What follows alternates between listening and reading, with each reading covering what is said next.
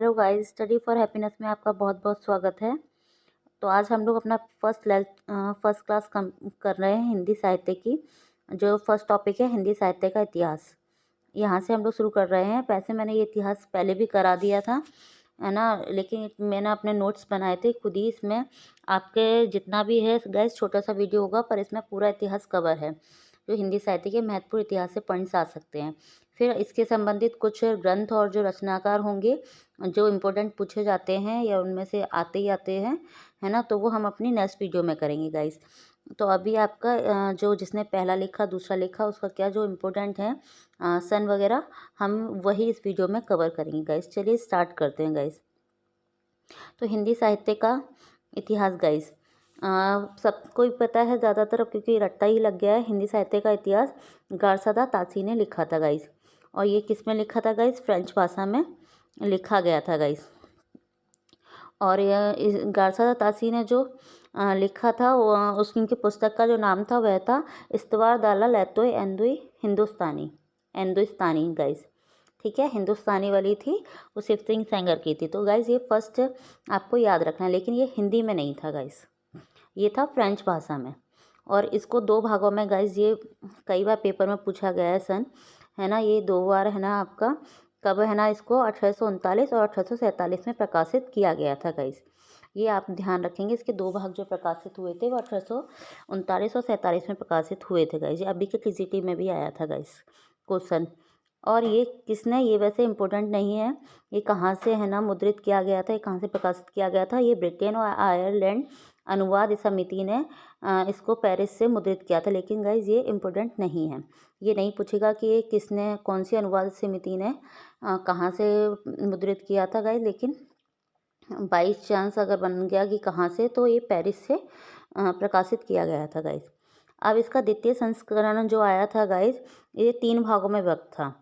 जो ये गाइस पूछा है 1871 ईस्वी में प्रकाशित किया गया था। इसका द्वितीय संस्करण जो था वह 1871 ईस्वी में प्रकाशित किया गया था गाइस। ठीक है, अब गाइस कवियों का इसमें था क्या गाइस? गारसदा तासी वाले जो है ना आपका ग्रंथ था, इसमें हिंदी के जो कवि थे, ठीक है गाइस, हिंदी के जो कवि थे वो लिए गए थे अपने, है ना, इन्होंने कुल कवि बस 738 लिए थे गाइस। ठीक है, कवियों का इन्होंने जो वर्णन किया था उनको, है ना, कुल कवि इनके 738 थे, और हिंदी के 72 और बाकी के क्या उर्दू के कवि थे गाइस। ठीक है, इन्होंने जो है ना अपना क्रम में तो इन्होंने वो नहीं किया था, लेकिन जो क्रम अनुसार जो अंग्रेजी वर्णमाला के क्रम अनुसार उनका ग्रंथ था वो अंग्रेजी वर्णमाला के क्रम अनुसार था गाइस। तो मेन इंपॉर्टेंट बात हमें यही याद करनी है कि गारसदा तासी जो थे फ्रेंच, पहले तो फ्रेंच भाषा के थे। ठीक है, उन्होंने फ्रेंच भाषा में ये फ्रेंच भाषा के थे, और इन्होंने अपना इस्तवार दाला लैतोई एंदुई हिंदुस्तानी ये ग्रंथ लिखा था, या मतलब पुस्तक लिखी थी। इसके दो भाग 1839 और 1847 में प्रकाशित किए गए थे। ठीक है, इसका द्वितीय संस्करण जो निकला था वह 1871 ईस्वी में प्रकाशित हुआ था। और कवियों का वर्णन इसमें अंग्रेजी क्रमानुसार है गाइस। और कुल कितने कवि हैं? 738 कवि हैं, और 72 हिंदी के हैं, और बाकी के जो भी हैं वो उर्दू के हैं गाइस। ये इनका फर्स्ट ख़त्म हो गया, जो गारसदा तासी फर्स्ट। ठीक है, अब इनका एक बहुत इम्पोर्टेंट है, इनकी पुस्तक का हिंदी अनुवाद किसने किया है गाइस? ये बहुत इम्पोर्टेंट है गाइस, और आप इसे अच्छे से याद रखिएगा कि ये किसने किया है गाइस? लक्ष्मी सागर वासुदेव ने इसका हिंदी अनुवाद किया है इनकी इस पुस्तक का। ठीक है गाइस, तो किस नाम से किया है? हिंदुई साहित्य का इतिहास। ठीक है, और कब किया था? 1952 में गाइस, ये भी ध्यान रखना है। 3 चीज़, इनकी पुस्तक का हिंदी अनुवाद किसने किया? लक्ष्मी सागर वार्ष्णेय ने, लक्ष्मी सागर वार्ष्णेय ने किया था। ठीक है, और किस नाम से किया था? हिंदुई साहित्य का इतिहास, और 1992 में किया था गाइस। इतना ही आपको याद रखना है गाइस फर्स्ट उस पर। ठीक है, इंपॉर्टेंट पॉइंट्स बना करके आप बस इतना इतना ही लिख लीजिएगा, सन मेन, और किसने अनुवाद किया, किस क्रम में है ना इनके किस क्रम में अनुसार इनके है ना पुस्तक के अंदर कवियों का वर्णन था अंग्रेजी क्रम अनुसार। तो ये ध्यान रखिएगा गाइस। ठीक है गाइस, अब नेक्स्ट हम आगे बढ़ते हैं। अब हिंदी साहित्य इतिहास के लेखन की परंपरा में हिंदी भाषा का, अब गाइस हिंदी भाषा में सबसे पहले जो ग्रंथ लिखा गया था वह किसने लिखा था गाइस? वैसे इम्पोर्टेंट नहीं है क्योंकि इन्होंने अच्छे से मतलब इतना ज़्यादा उसमें क्रम में नहीं लिखा था, इसलिए इनका नाम चर्चित में नहीं है गाइस। लेकिन फिर भी हिंदी भाषा में जो प्रथम ग्रंथ लिखा था वो लिखा था श्री बहिर्दत्त शुक्लधारा। रचित था कौन सा? भाषा काव्य का संग्रह। ठीक है गाइस, हिंदी जो श्री महेशदत्त शुक्ल द्वारा रचित था भाषा काव्य का संग्रह 1873 ईस्वी में नवल किशोर प्रेस लखनऊ से प्रकाशित हुआ था। बट ये इतना इम्पोर्टेंट नहीं है गाइस। अब हमारे थर्ड पॉइंट पे आते हैं गाइस। दूसरा ग्रंथ जो लिखा था वह था हिंदी भाषा में शिव सिंह सेंगर ने गाइस। तो फर्स्ट पे आपको गारसादा तासी ध्यान रखना है। और हमारे इसमें सबसे ज़्यादा जो पूछा जाता है कि सबसे पहला किसने लिखा था, इनको पहला वो हिंदी भाषा में फर्स्ट किसने लिखा था, तो यही शिव सिंह सेंगर है ना गाइस। शिव सिंह सेंगर ने कौन सा लिखा है? शिव सिंह सरोज लिखा था जो 1883 में प्रकाशित किया था। और इसमें सहस्त्र कवियों का वर्णन है। तो सहस्त्र कवियों का वर्णन कौन से कवि ने किया है? शिव सिंह सेंगर ने किया है गाइस। ठीक है गाइस, अब हम लोग आते हैं नेक्स्ट पे।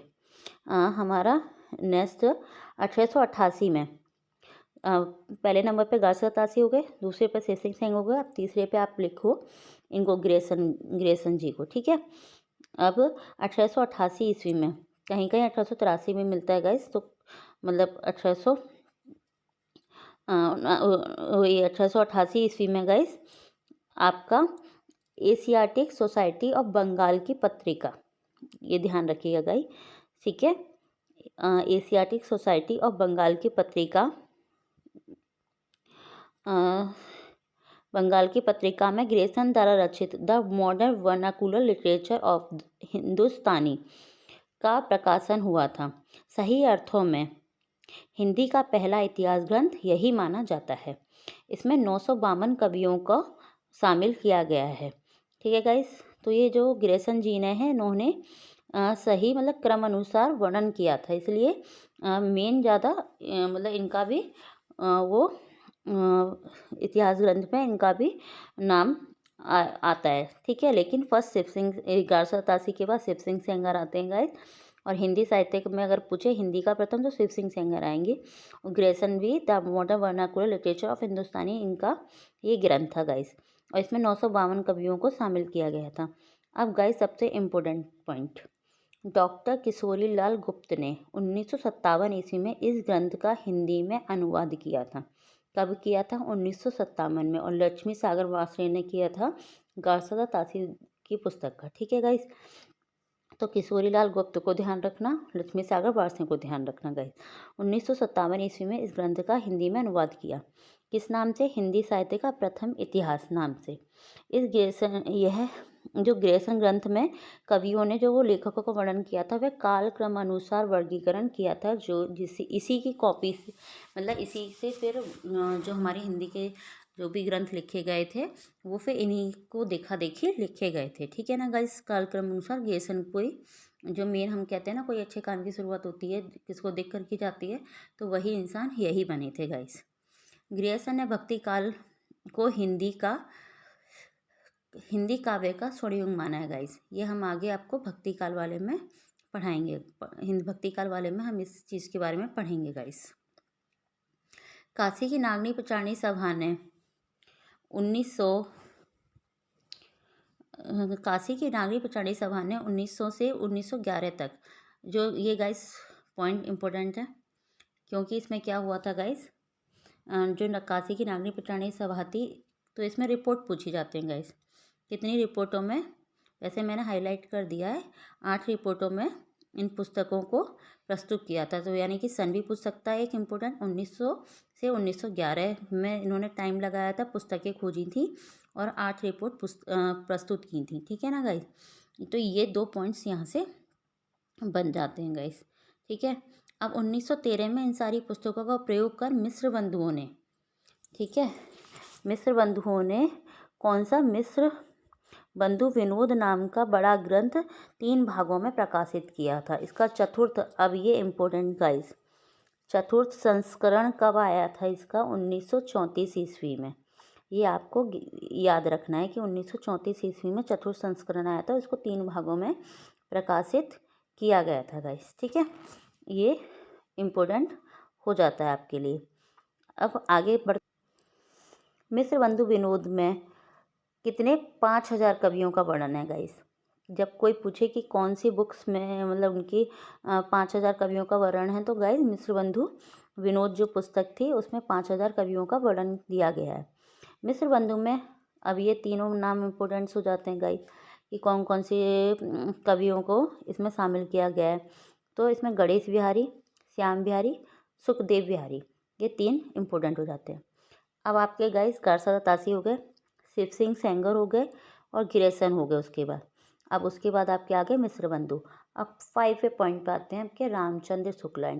मतलब बहुत सिंपल है गाइस, बस 5 लोगों के बारे में आपको जानना है जो आपने मतलब इसमें जो इतिहास में इन लोगों ने ही जो महत्वपूर्ण भूमिका निभाई है। अब रामचंद्र शुक्ल का सबको ही पता होगा, इतिहास हिंदी साहित्य का इतिहास। वैसे मैंने हाईलाइट सब पे किया हुआ है, जो इम्पोर्टेंट है आप सिर्फ वही लिख लीजिएगा गाइस। तो हिंदी साहित्य का इतिहास स्थान सर्वोच्च है। यह पहले नागरी प्रचारणी सभा द्वारा प्रकाशित हिंदी शब्द सागर की भूमिका में हिंदी साहित्य का विकास के नाम से सन 1929 में प्रकाशित हुआ था। तो ये पहला पॉइंट पूछ लेता है नाम बुक का, हिंदी साहित्य का इतिहास। फिर ये किस नाम से पहले प्रकाशित हुआ था? हिंदी शब्द सागर से। तो हिंदी साहित्य का विकास नाम से यह प्रकाशित हो चुका है कब? 1929 ईस्वी में। इसमें 1000 कवि लेखकों को शामिल किया गया है। इन्होंने शिव सिंह सेंगर, जॉर्ज ग्रेसन तथा मिश्र बंधुओं के इतिहास को क्या कहा था? ये आ चुका है पेपर में, कवि व्रत संग्रह के नाम से संज्ञा दी, मतलब कवि व्रत संग्रह का है। इन तीनों के जो भी है ना ग्रंथ थे, उनको इनके जो ग्रंथ थे इतिहास वाले, उनको क्या कहा है? कवि व्रत संग्रह कहा है। इन्होंने आदिकाल को वीरगाथा काल कहा है, जो हम आगे और डिस्कस करेंगे जब हम नामकरण बताएंगे। इसमें 2 प्रकार की भाषाएं थीं, अपभ्रंश और देश भाषा बोलचाल को माना है, जो आदिकाल वगैरह की। गाइस वैसे ये आदिकाल में मैं आपको सब पढ़ाऊँगी, बस यहाँ पे एक जायज़ा ले रही हूँ क्योंकि मेन इनके ही टॉपिक्स ज़्यादा आते हैं, इनकी ही बुक से ज़्यादा क्वेश्चंस उठा के दे देता है, तो इसलिए मैंने इसको यहाँ शामिल किया है गाइस। तो इन्होंने आदिकाल को वीरगाथा काल कहा है। इसमें 2 प्रकार की भाषाएं हैं जो मैंने आपको बता दी, अपभ्रंश और देश भाषा, जिसे बोलचाल की भाषा भी कहा जाता है। इन्होंने 4 साहित्यिक पुस्तकें, विजयपाल रासो, हमीर रासो और कीर्तिलता और कीर्ति पताका। तो साहित्यिक पुस्तकें 4 हैं जिनको आपको याद रखना है, विजयपाल, हमीर, कीर्तिलता, कीर्ति पताका। विजयपाल, हमीर, कीर्तिलता, कीर्ति पताका। और देश काव्य की 8 पुस्तकें हैं, ये भी देश भाषा काव्य के 8 हैं। खुमान रासो, बीसल देव रासो, पृथ्वीराज रासो, जयप्रकाश जस चंद्रिका और जय मयंक जस चंद्रिका, परमाल रासो, जिसको अल्लाह का वो कहा जाता है, और खुसरो की पहेलियाँ और विद्यापति पदावली। तो ये मेन है गाइस, इन्हीं के आधार पर रामचंद्र शुक्ल ने आदिकाल का नामकरण किया है गाइस। तो गाइस आज का हमारा ये टॉपिक यहीं पे ख़त्म होता है गाइस। अगर आपको मेरा ये वीडियो या ये टॉपिक समझ में आया हो तो प्लीज़ गाइस वीडियो को लाइक कीजिएगा guys. Thank you guys. Next video में एसएसटी का टॉपिक हम कवर करेंगे गाइस। Thank you.